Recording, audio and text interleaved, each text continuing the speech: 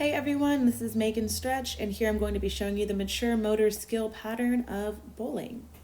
So first we have the preparation phase.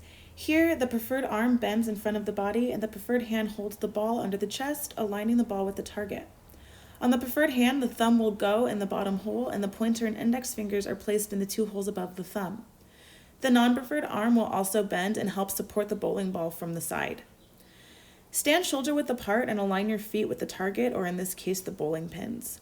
Your head and your eyes should be focused on the target, and the trunk should be upright with your torso facing and aligning with the pins. Okay, so after the preparation phase, we are going to move on to the execution phase, which is where all the action happens here.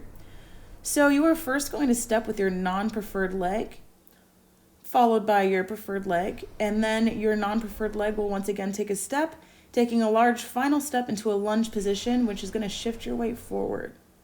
Your eyes and your head should be forward, looking at the target and tracking the movement of the ball. Your preferred hand is going to maintain a grip in the holes of the ball as you move the ball out in front of you with your palms facing upward. Move the ball down and close to the ground and back with the preferred arm.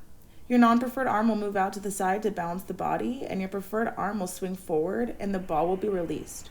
Your trunk will lead forward and slightly flex with a lunge step.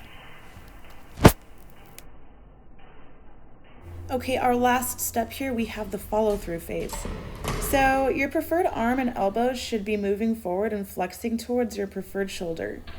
Here, your preferred hand is going to reach fingertips all the way to your preferred shoulder while bending your wrist palm up.